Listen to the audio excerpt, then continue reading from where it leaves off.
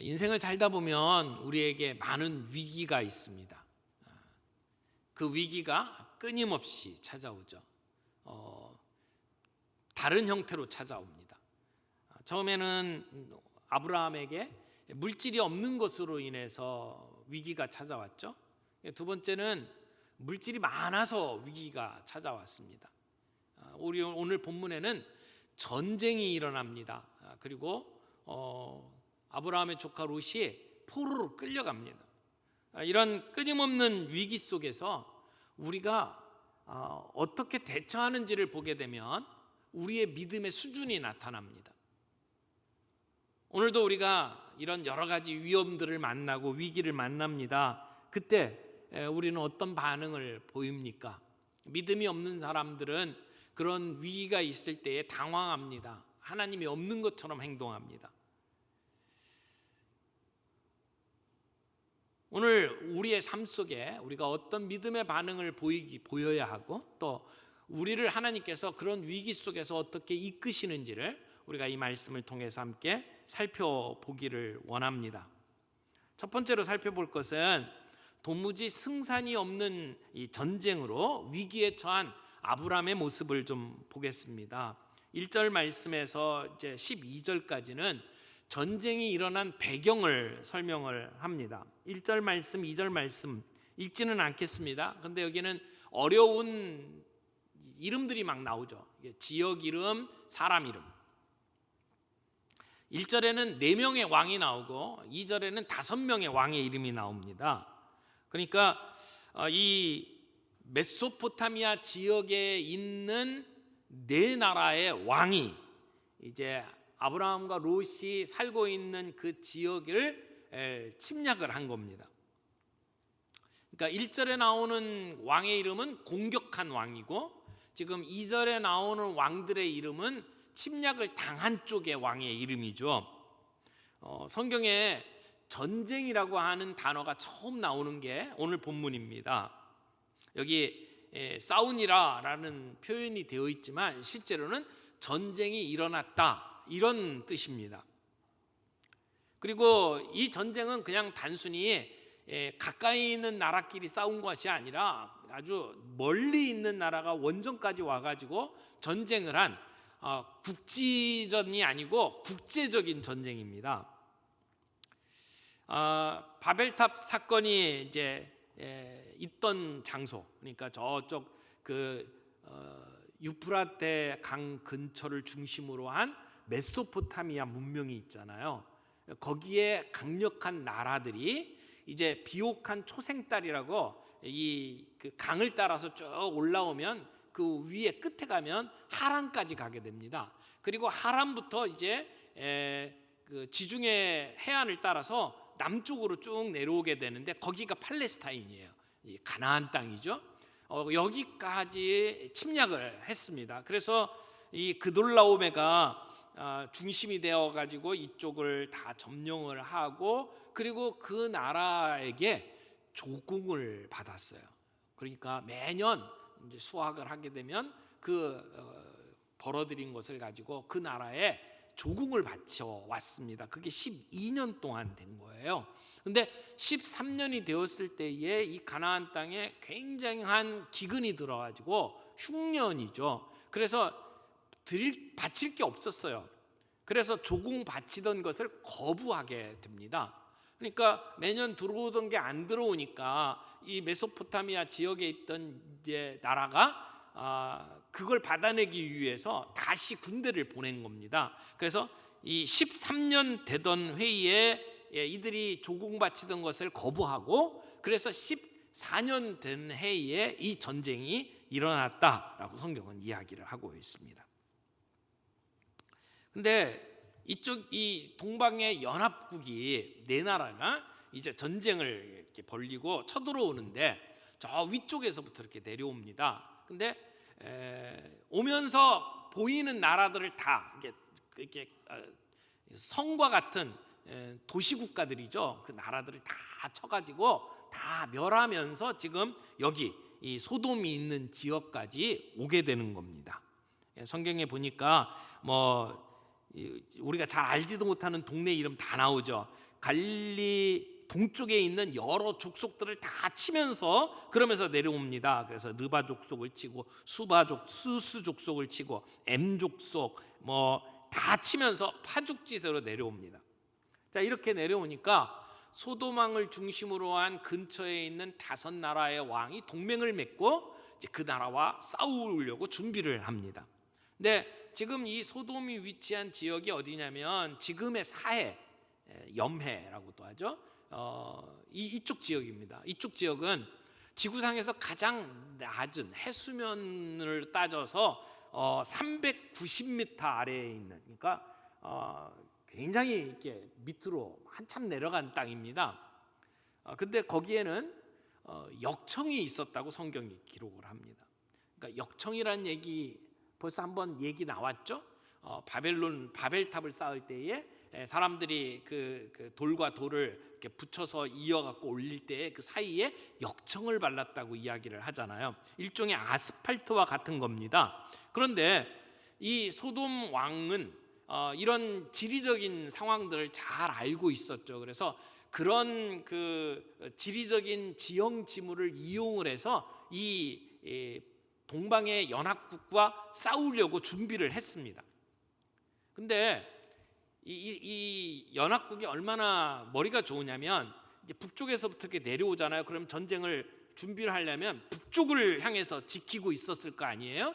그런데 이 연합국이 옆으로 빠집니다. 옆으로 빠져서 아래까지 이렇게 정복을 하고 밑에서 올라옵니다. 그러니까 생각했던 방식으로 전쟁이 이루어지질 않은 거죠. 그래서 이 소돔을 중심으로 한 5나라 왕들이 혼비백산을 합니다. 그래서 전쟁에서 지고 말고 자기들이 그 지형지물을 이용해서 이용하려고 했던 그 역청 구덩이에 자기들이 빠져 죽게 되고, 그리고 남은 사람들은 다 산으로 도망을 갑니다. 자, 이렇게 전쟁에 지고 나니까 이제 연합국이 성에 들어갔겠죠. 그러면 성 안에는 이미 군사들이 없어요. 거기에 살고 있었던 거주민들밖에 없잖아요. 그리고 그 안에 있던 모든 금은보와 재물들을 다 약탈하고 그리고 사람까지 포로로 끌고 돌아가게 되었습니다. 그런데 롯이 아브라함과 헤어지고 난 다음에 지금 이 소돔성 안에 거주를 했습니다. 처음에는 그 근처에 있다가 점점 그들과 친해지고 그리고 소돔성 안에 들어가서 살게 되다가 지금 이 전쟁을 보게 되고 그리고 포로가 되어서 끌려가게 된 것이죠. 여러분, 이 롯이 포로로 끌려간 것은 지금까지 믿음으로 살지 못한 롯을 향한 하나님의 경고다, 그렇게 볼 수 있습니다. 육신의 안목에 따라서 풍요로운 장소를 선택을 하고 그리고 그것이 죄악으로 가득 찬 땅이었음에도 불구하고 롯은 그들의 문화 속에 동화되어서 그렇게 살아가고 있습니다. 아마 거친 땅에서 헤매고 있을 자기의 삼촌을 우습게 보고 있었을지도 모릅니다. 그러니까 지금 롯이 포로로 끌려가는 것은 풍요로움과 안락만을 쫓아서 살던 롯이 자초한 결과다, 이렇게 말할 수가 있을 겁니다. 아브라함은 이 당시에 헤브론 근처에 있는 마므레 상수리 나무 숲을 근처에 살고 있었습니다. 근데 살아남은 사람이 거기까지 와서 당신의 조카가 포로가 되어서 끌려갔다라고 하는 소식을 전해주죠. 아브라함의 삶에 위기가 닥쳤습니다. 어떻게 보면 삶에 정말 지축이 흔들릴 만큼의 큰 사건이죠. 국제적인 전쟁이 일어나고 자기의 피부치가 지금 포로로 끌려간 그러한 상황이 되었습니다. 이때 아브라함은 어떻게 반응합니까? 두 번째로 생각할 것이 믿음으로 행동한 아브라함이라고 표현을 했습니다. 아브라함은 지금 이 상황에서 대처를 합니다. 어떻게 대처합니까? 그런데 우리가 창세기 12장에 나타났던 아브라함의 모습을 기억하잖아요. 애굽으로 갑니다. 그렇게 선택했던 것은 다른 사람들이 다 하니까 아무 생각 없이 따라간 거죠. 그리고 그 대제국 애국 가운데에서 목숨을 부지하기 위해서 두려움 가운데 거짓말을 합니다. 자기 아내를 누이라고 속이고 그러면서 어떻게 보면 요즘 얘기로 하면 꽃뱀 사건처럼 돼버린 거예요. 아내를 이렇게 밀어놓고 그리고 그걸로 인해서 지참금 받고 이런 상황이 돼버린 거란 말이에요. 근데 그 상황 속에서 하나님께서 개입을 하시고 그 상황을 역전을 시키죠. 그래서 아브라함이 그곳에서 목숨을 부지하고 그 대신 바오로가 준 그러한 재물들을 가지고 부자가 되는 그러한 아주 이상한 일들이 벌어졌습니다. 그 사건을 통해서 아브라함은 뭘 깨달았다고요? 하나님은 위대하신 분이구나. 사람들이 벌벌 떠는 바로의 왕은 아무것도 아니구나. 그런 대제국을 잠재울 수 있는 능력을 가지신 하나님. 내가 비록 하나님의 약속을 붙잡지 못하고 실패하고 넘어져도 하나님은 그 가운데 나를 지키시고 약속을 지키시는 하나님, 그 하나님의 능력을 봤단 말이에요. 그리고 조카 롯과 헤어지는 그러한 상황 속에서도 그 믿음을 가지고 바른 선택을 하고 그리고 양보하는 모습들을 보였을 때에 하나님은 다시 아브라함에게 나타나셔서 아브라함에게 주셨던 약속을 다시 확인시켜주는, 그를 격려하고 위로하시는 그런 하나님의 손길을 경험을 했단 말이에요. 그래서 창세기 12장에 보였던 아브라함의 모습과 지금 이 14장에 나오는 아브라함의 모습은 전혀 달라요.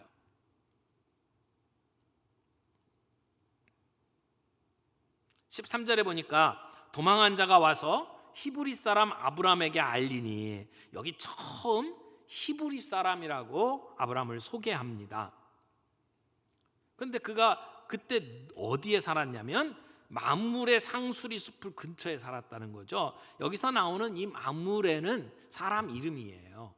근데 이게 나중에 지명처럼 쓰이죠. 그리고 이 마므레는 형제가 있었어요. 에스골의 형제고 아넬의 형제예요. 근데 아브라함이 이들과 동맹을 맺었습니다. 그러니까 이 세 형제와 더불어 동맹을 맺고 살았습니다. 동맹을 맺었다라고 하는 것은 내가 어려운 일을 당하면 그들이 와서 도와주게 돼 있고 그들이 어려운 일을 당하면 내가 가서 도와주게 되어 있습니다. 지금 조카가 포로로 끌려갔어요. 그걸 구하려면 전쟁을 해야 됩니다. 그때 동맹을 맺었기 때문에 이 마므레와 그의 형제들이 아브라함과 함께 이 전쟁에 참여할 수밖에 없게 되어 있었던 것이죠. 이 계약은 이제 아브라함이 전쟁을 벌이는데 아주 유리하게 작용을 합니다.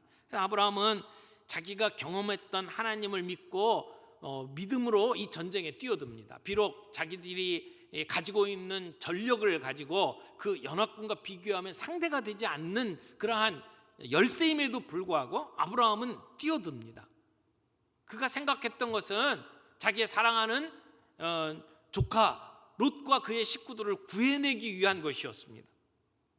어떻게 보면 아브라함이 인간적으로 롯에 대한 섭섭함이 좀 있었겠죠. 서운함이 있었을 거라고 생각을 합니다. 그럼에도 불구하고 아브라함은 관계와 사랑을 가지고 이 전쟁에 뛰어들기로 결정을 합니다. 그리고 이제 쫓아가게 되는데 14절에 보니까 아브라함이 동원한 병력의 숫자가 몇 명이라고 나옵니까? 318명의 자기 집에 있던 그 군사를 끌고 전쟁에 임합니다. 그러니까 이 전쟁에 참여한 사람들은 아브라함의 식솔들이 318명이고 그리고 그와 함께한 동맹군들이 있었겠죠. 마므레와 그 형제들이 함께 동원했던 그러한 동맹군과 함께 이제 쫓아가게 됩니다. 저는 이 본문을 보게 되면서 이런 생각을 했어요. 아브라함이 그냥 무작정 전쟁에 임한 건 아니구나. 여러분, 우리가 신앙으로 살아간다라고 하는 것이 그저 하나님이 주시는 믿음 안에서 뭐든지 할 수 있다, 그래가지고 전능감을 가지고 아브라함이 호로를 다니신 그 조카를 구하겠다고 그냥 욱하고 일어난 게 아니라는 겁니다. 이런 일들을 대비해서 자기 집에 사병을 키우고 있었고 그리고 동맹을 맺고 있었고 가용할 수 있는 모든 전력을 다 동원해서 지금 이 추격전을 벌이게 되는 겁니다. 그리고 이 전쟁에 들어가면서 싸움을 언제 합니까? 밤에 합니다. 전면전으로 하게 되면 불리하니까 밤에 기습작전을 벌이게 되죠. 자, 사용할 수 있는 모든 자원을 다 끌어들였습니다. 혼자 간 게 아니에요. 그리고 전략을 짰습니다. 그래서 이 전쟁에 뛰어든 것을 보죠. 믿음으로 행동한다는 것은 아무 대책도 없이 무대뽀로 나가는 게 아닙니다. 하나님이 내게 주신 모든 자원을 다 활용하는 거예요. 요즘에 그 코로나 상황을 보면서 좀 답답한 마음이 있습니다. 우리 예수를 믿는다고 하는 사람들이 코로나에 대처하는 모습들, 그리고 그것으로 인해서 뉴스에 나오는 모습을 보면 때로는 얼굴을 들고 다니지 못할 정도로 답답한 마음이 있습니다. 여러분, 믿음이 뭡니까? 믿음은요, 기본이 상식이에요.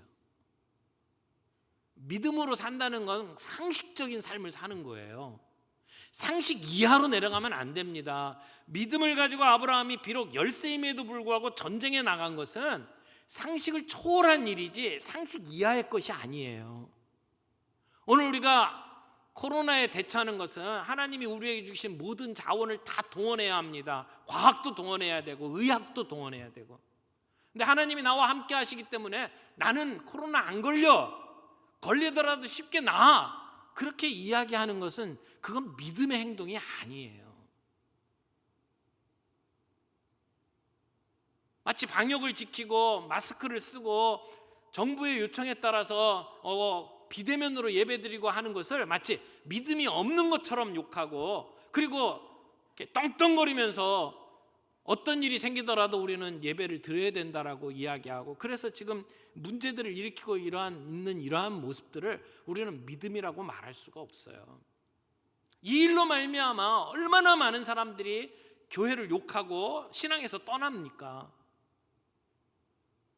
우리의 권리가 있다 할지라도 우리가 정말 하나님의 영광을 위해서 우리가 자제할 것은 자제하고 지킬 것은 지키는 것, 상식적인 삶을 사는 것이 필요하다고 생각을 해요. 인터콕 같은 경우에 지도자가 백신을 맞게 되면 무슨 우리의 DNA가 조작이 되고 그래서 맞으면 안 되고 이런 식의 그 이야기들을 하는 것을 뉴스를 통해서 봅니다. 여러분, 이러한 음모론에 여러분 빠지지 않기를 바라요.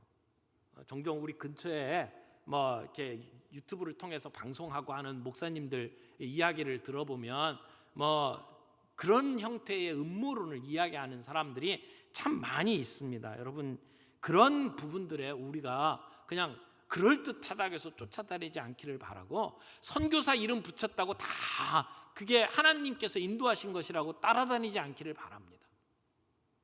자, 여기 아브라함은 내게 주신 모든 자원들을 다 동원하고 그리고 쫓아갑니다. 추격전을 벌립니다. 근데 좀 이해를 돕기 위해서 이 지리적인 상황들을 좀 설명을 할게요. 우리가 지금 살고 있는 데가 이제 서울이잖아요. 이게 일산 서울.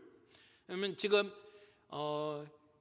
그 메소포타미아 동맹군이 이제 포로를 끌고 지금 자기네 나라로 돌아가고 있어요. 그래서 지금 이미 멀리 떠났습니다. 근데 그 거리가 어느 정도냐면 지금 우리가 있는 데에서 저 평양보다 좀 더 먼 곳까지 갔습니다.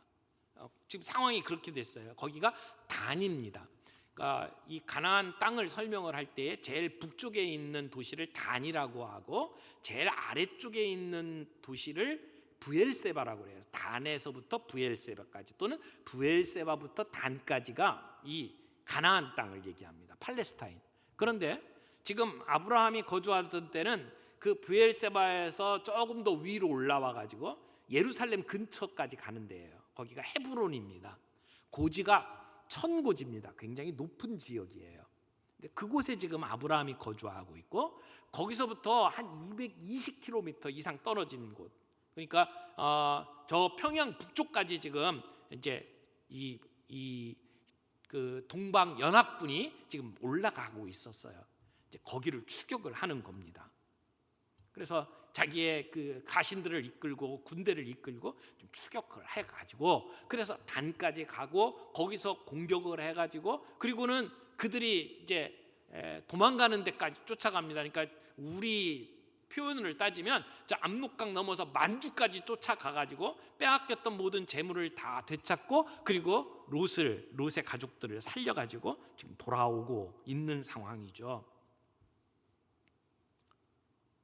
하나님께서 아브라함에게 보여주셨던 그 하나님의 모습, 그것이 아브라함에게는 큰 믿음이 되었고 그 믿음은 비록 숫자적으로는 10세일지 모르지만 그러나 작전을 짜고 가용할 수 있는 모든 자원을 다 동원해서 믿음의 식구를 구하기 위해서 아브라함이 쫓아갔다는 것이죠.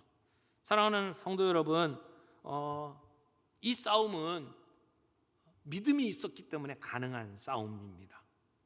그리고 이 싸움은 단순히 아브라함이 얼마나 용맹했고 얼마나 전략적으로 대들었고 얼마나 능력이 있었는지를 보여주는 그런 얘기가 아니라 사실은 이것을 통해서 하나님께서 어떻게 아브라함을 이끄셨는지를 보여주는 그러한 스토리라고 생각을 합니다. 오늘 우리들의 삶 속에 이 아브라함이 경험한 것처럼 이런 위기들이 찾아올 수 있습니다. 자기의 삶이 정말 지축이 흔들릴 것 같은 어려운 일들을 만났을 때에 곰곰이 생각해 볼 수 있기를 바랍니다. 내가 섬기고 내가 예배하는 하나님이 어떠하신 분인지, 아브라함이 지금까지 애굽에 갔다가 올라와서 자리를 잡는 그 모든 과정에서 자기를 이끄셨던 하나님을 제대로 이해하고 믿었기 때문에 아브라함은 지금 이 싸움을 할 수 있었습니다. 내가 믿는 하나님, 내가 예배하는 하나님은 어떠신 분인지를 한번 곰곰이 생각을 해보시길 바랍니다. 내 삶 속에 어려운 일들이 있을 때마다 그 하나님을 기억할 수 있기를 바랍니다. 세 번째로 생각할 것은 이 위기 가운데에서 승리하게 만드신 하나님의 모습을 좀 살펴봐야 합니다.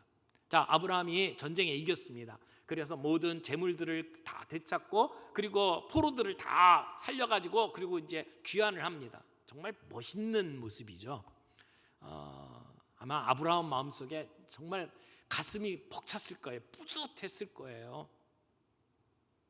그때 두 왕이 아브라함을 만나러 나옵니다. 첫 번째 왕은 이제 소돔 왕이죠. 자기의 빼앗던 모든 것들을 다 되찾아 갖고 오는 그 아브라함이 얼마나 감사했겠어요.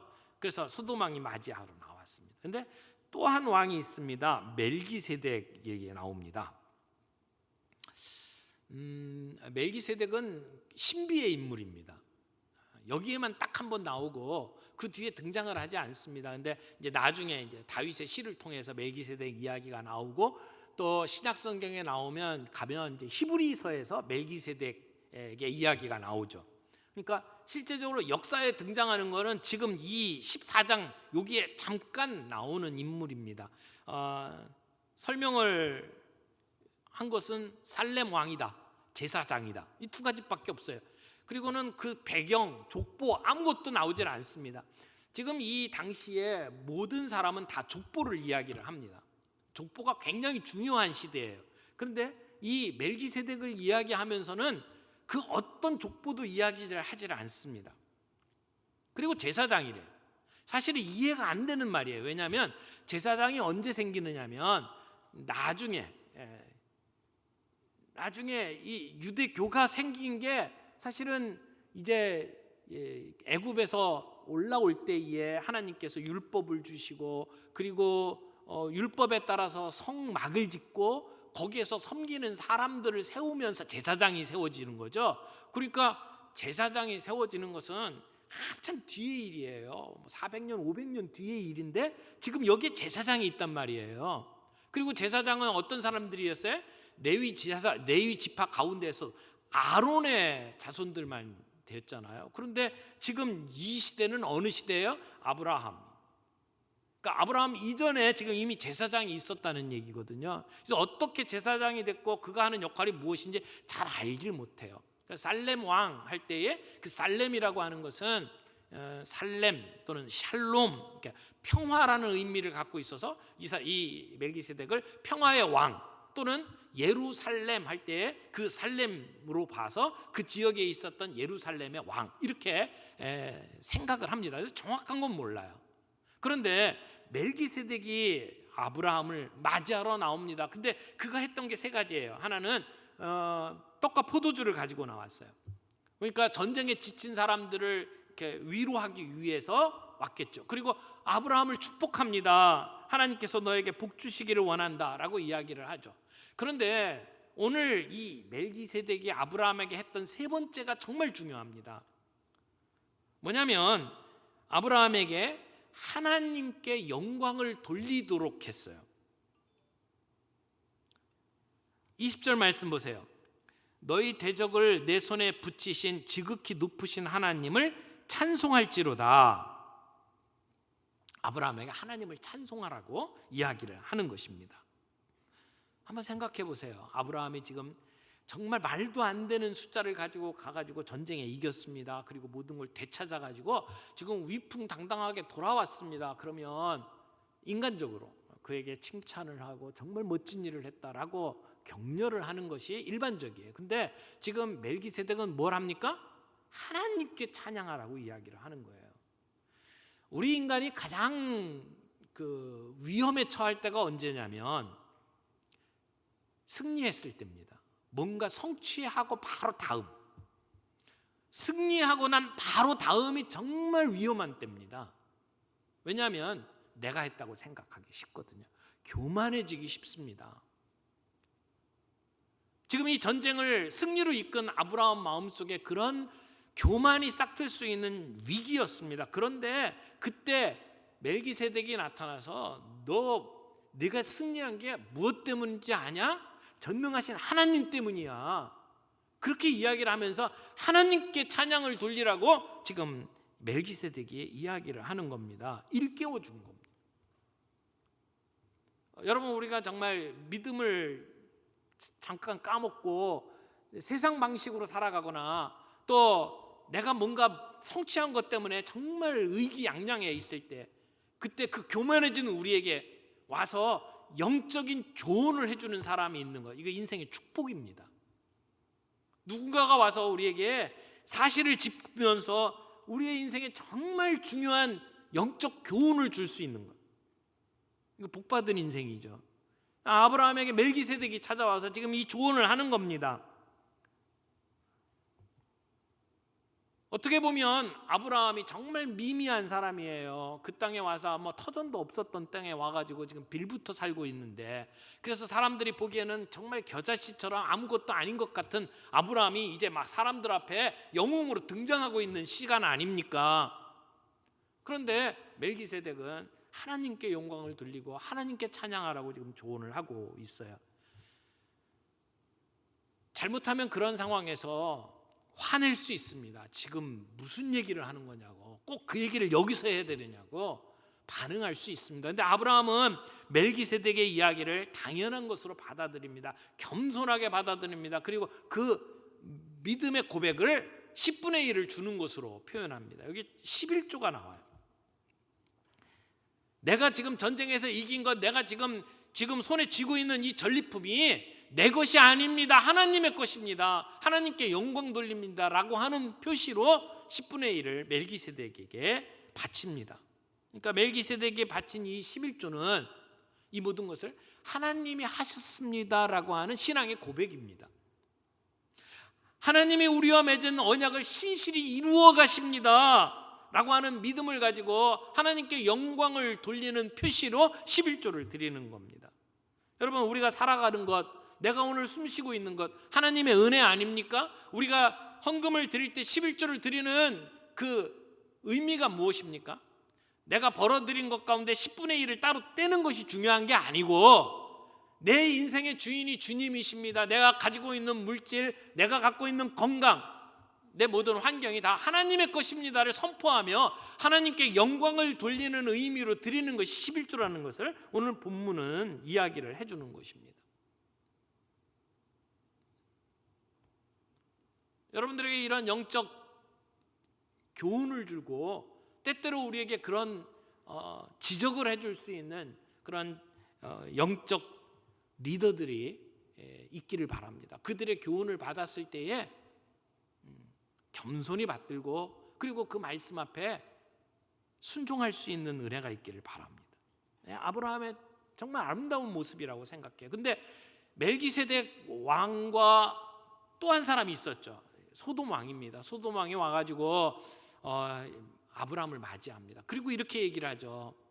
네가 데리고 온 사람들은 나에게 다 보내라.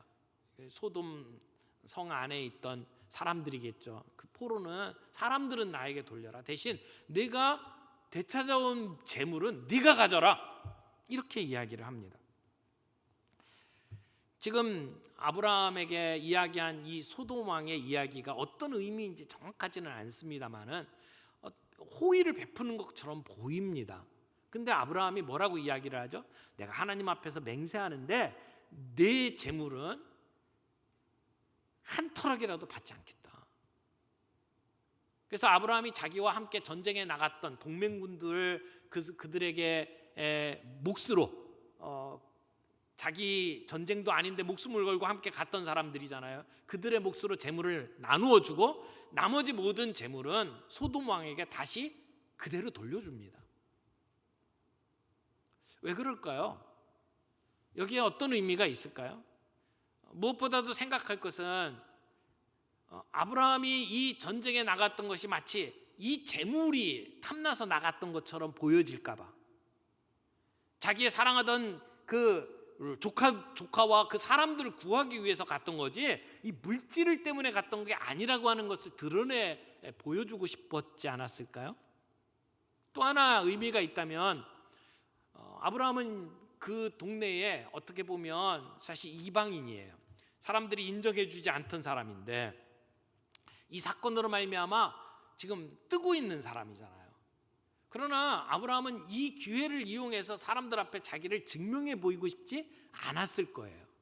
그리고 아브라함이 한 말이 뭐냐면 소돔 왕이 내게 한 이 행동으로 내가 부자가 됐다라는 소리 듣고 싶지 않다는 겁니다. 내가 복받는 일에 내가 정말 이 땅에서 만사형통하는 그 일의 근거가 소돔 왕이 아니라는 거예요. 하나님이라는 것을 드러내고 싶었던 것이죠. 내가 복받는 것 저 사람들 때문이 아니라는 거예요. 하나님이 나를 지켜주시고 나로 복받게 하셨다는 것을 드러내고 싶었던 것이죠. 또 하나 이유를 찾는다면 그들이 그 되찾았던 재물들이 소돔 사람들 거잖아요. 그럼 그들이 가지고 있었던 장식품, 그들의 보물이라는 게 어떤 걸까요? 대부분이 다 우상 숭배하는 것들이고 그리고 타락한 문화의 것들이에요.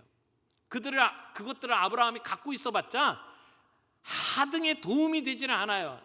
영적으로. 여러분 우리가 부자가 되고 사람들에게 인정받고 칭찬받는 길에 들어선다면 그것이 영적으로 우리에게 어떤 해를 끼치는지 안 하는지를 살펴보지도 않고 덥석 쥐어서는 안 됩니다. 내가 어디로 이사를 가든지 내가 어떤 직장을 갔든지 그것이 내 영적인 삶에 어떤 영향을 주는지를 봐야 돼요. 롯은 그 생각 없이 자기 생각에 옳은 대로 갔어요. 아브라함은 지금 내가 가지고 있는 이 재물이 자기의 영적인 삶에 해를 끼칠 것을 알고 있었던 거죠. 그래서 그는 기꺼이 그 재물을 소돔 왕에게 다시 돌려주었습니다. 오늘 우리에도 이런 좀 자존심이 있었으면 좋겠습니다. 오늘 우리의 삶 속에 아닌 것은 아니라고 이야기하고 거절할 것은 거절할 줄 아는 믿음. 여러분 아브라함이 어떻게 이런 믿음을 가진 사람으로 오늘 보여줄 수 있었을까요? 두 가지 때문이라고 생각해요. 하나는 애굽에 가고 다시 올라와서 롯과 헤어지는 모든 삶의 경험 속에서 하나님이 어떠하신 분인지를 알았고 그래서 그 믿음이 세워졌기 때문이에요. 또 하나는 멜기세덱이 그에게 깨우쳐준 영적 가르침 때문에 그가 의기양양하고 교만해질 수 있는 위험한 순간에 하나님을 다시 보게 만들었던 그러한 그 영적 깨우침 때문에 아브라함은 이런 행동들을 할 수 있었을 거라고 생각을 합니다. 어떻게 보면 사람들 앞에 설 수 있고 갑부가 될 수 있는 정말 좋은 기회였지만 아브라함은 그 기회를 내려놓습니다. 포기했습니다. 내 욕심, 내 욕망을 위해서 이 세상과 타협할 것이냐, 아니면 내가 승리한 이것의 원인이 하나님에게 있다는 것을 선포하고 하나님께 영광을 돌릴 것이냐. 그 순간에 아브라함은 하나님께 영광 돌리는 길을 선택한 것이죠. 사랑하는 성도 여러분, 위기를 만났을 때에 불안한 마음으로 하나님 없는 것처럼 행동하지 아니하고 하나님을 의지하면서 내가 가용할 수 있는 모든 그 가능한 자산들, 가능한 자원들을 활용하고, 그래서 최선을 다해서 그 사랑을 선택하고 관계를 선택하고 그리고 그 싸움을 선택했던 아브라함과 같은 믿음의 행동으로 나아갈 수 있는 저와 여러분들이 되기를 바라고, 우리의 복의 근원은 오직 하나님입니다. 내가 했던 일들의 승리, 성공, 그것이 가능했던 것은 하나님 때문입니다 라고 고백하며 하나님께 영광을 돌리는 우리의 삶이 되기를 바랍니다. 그럴 때 우리를 통해서 역사하시는 하나님의 정말 멋진 일들을 우리가 우리의 평생 경험하게 될 줄로 믿습니다.